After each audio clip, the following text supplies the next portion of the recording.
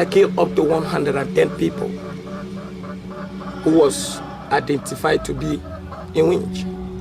Children in Africa's Niger Delta were being denounced by Christian pastors as witches and wizards. This one, I killed the grandmother and he confessed. Many were then murdered, tortured, or made outcasts by their own families, all in the name of God. And 6-year-old Utiyofong. I want to kill that small girl. The film caused international outrage. A change in the law has led to arrests. Tonight we return to Africa's witch children to discover what happened to some of those we featured, like 5-year-old Mary. This girl is not a witch. This girl no be witch. And we discover that children as young as 2.5 are still being denounced and horrifically abused today. She's got scars all over her. We also reveal how armed plainclothes police raided the only refuge that cares for them, accompanied by the lawyer of one of Nigeria's most powerful evangelists. And how she started legal proceedings to have the refuge closed and the charity workers who run it prosecuted for fraud.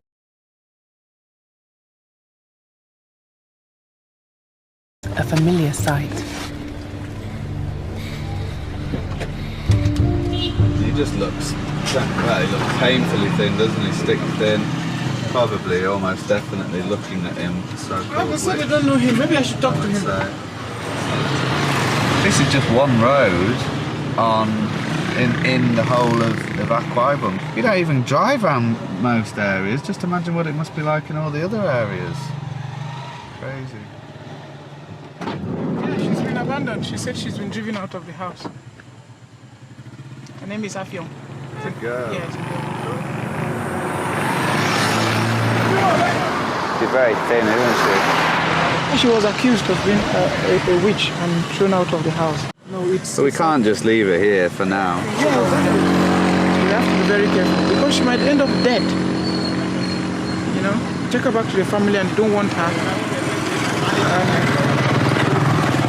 Just kill her.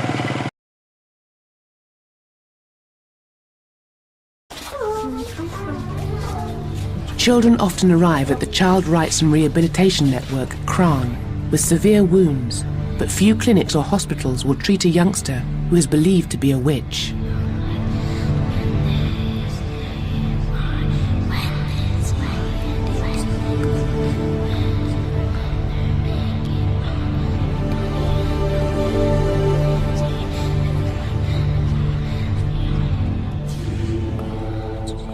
So, the father, because of the stigma, the father put her on the fire, make her to sit on the fire. So the fire burned her. Their immediate families do this to them to extract confessions, punish, or attempt to kill them.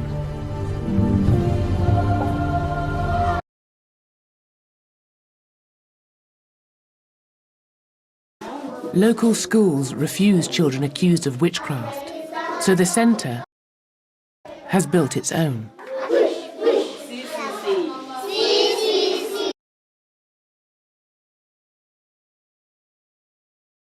Akwa Ibom State, in southeastern Nigeria, a part of the Niger Delta. It's home to a vast array of different strands of Christian faith. It claims to have more churches per square mile than any other place on earth. And many are centers for extreme Pentecostal worship. When you bless a prophet, the Bible says the blessings of a prophet surely establish on you.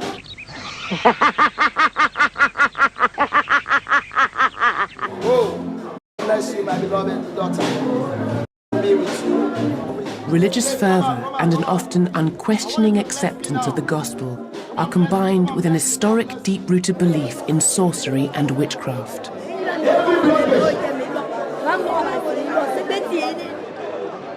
Although there have been Christians in Nigeria since the 19th century, Most are moderate. But an influx of Pentecostals over the past 50 years has shaped more extreme religious practice in some areas. And it's during ordinary church services that pastors first raise the spectre of witches and wizards.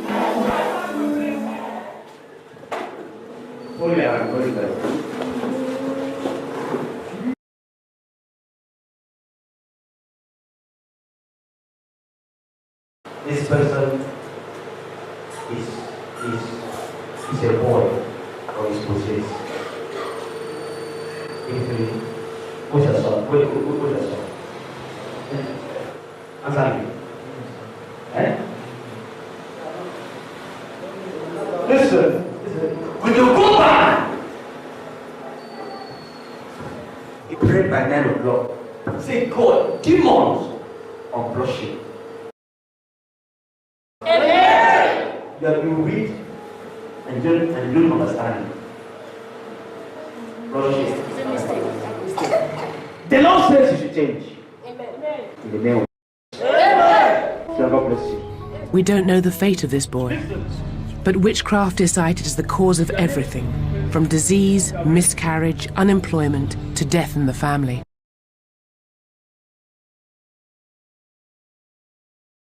Any ill fortune is the work of witches.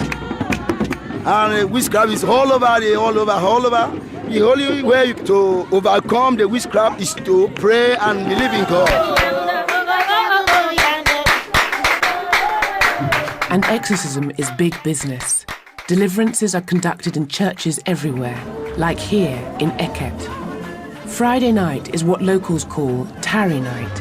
It's an evening where preachers claim, for a price, they can exorcise demons, cure the terminally ill, and even resurrect the dead. The services can last till first light.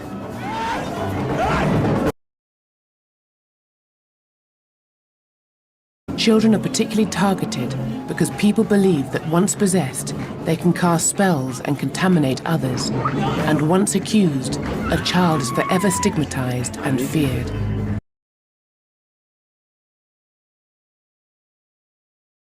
Parents can be charged up to a year's income by those who claim only they can drive out the evil spirits.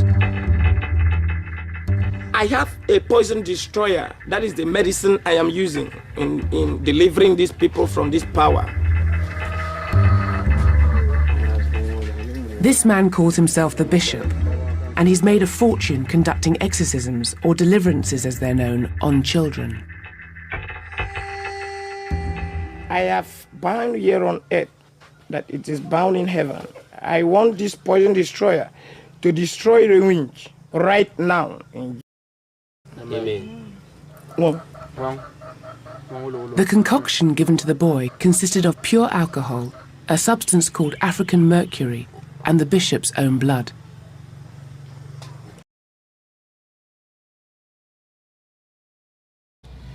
Last week I have up to 7 children. Even right there in my church at Ibaka. What do you think they eat in the witchcraft world? They eat human beings. Human flesh? Yes. Okay. Lie down.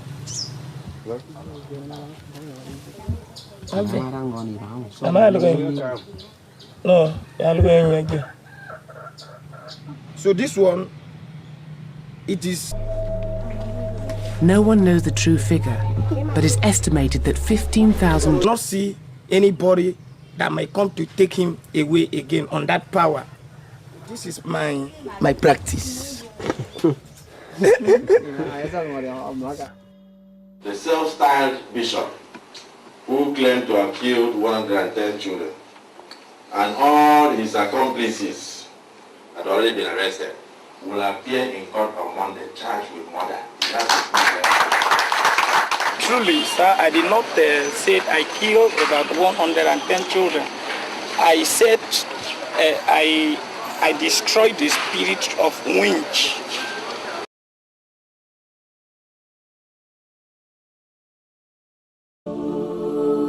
Before 2000, there were isolated cases of children stigmatized by witchcraft. But the recent upsurge, it's been claimed, is due in part to one woman. You will be placed in a top position of power among one of the following sectors. In this way, as you are monitored and guided from above, you will decide strategy and introduce programs that further our goals. For that is the secret to Lumacorp's success.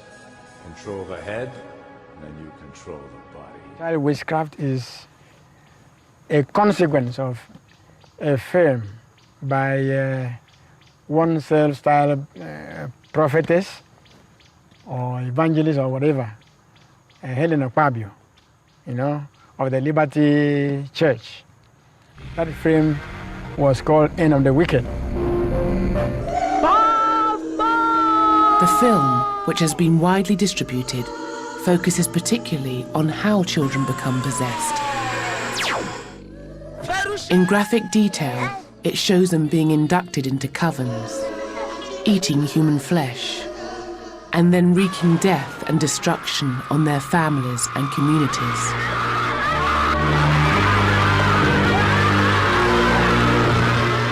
End of the Wicked is just one video made by the Liberty Gospel Church, headed by Helen Okpabio, one of the wealthiest and most influential evangelical preachers in Nigeria. So a white man or a white woman cannot come into my country and say nonsense against me and mess up the whole situation and present crooked things somewhere, something from a topic, a theme he or she doesn't even know. And you watch every of my film, you've not seen a film on child abuse. We have about 150 churches in Nigeria. I am a voice in this country.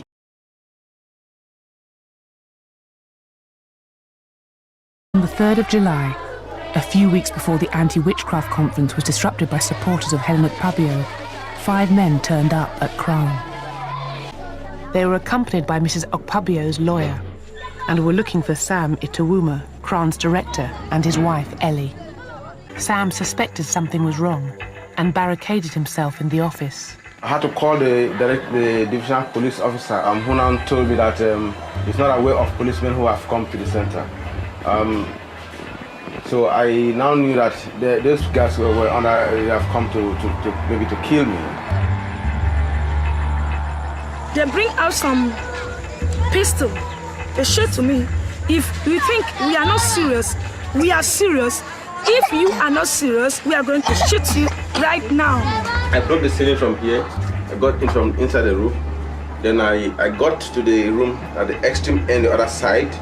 Then I hit the ceiling the second time. I jumped in. I had to jump from the window here, coming out.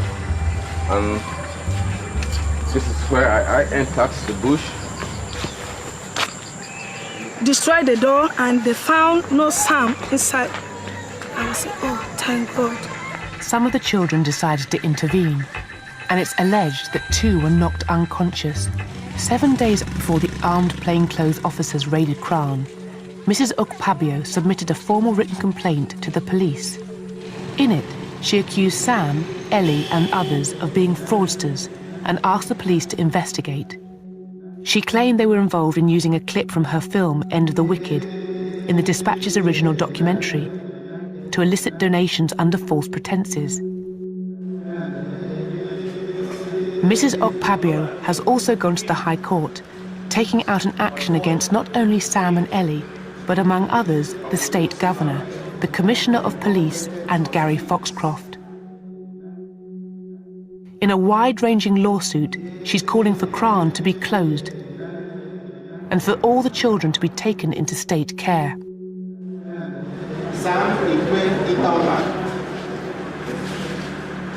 She's also alleging that assassins were hired by some of those she cites to kill her. And she's also demanding around £800 million for what she calls the unlawful and unconstitutional infringement of her constitutional rights to the belief in God, Satan, witchcraft, heaven and hellfire.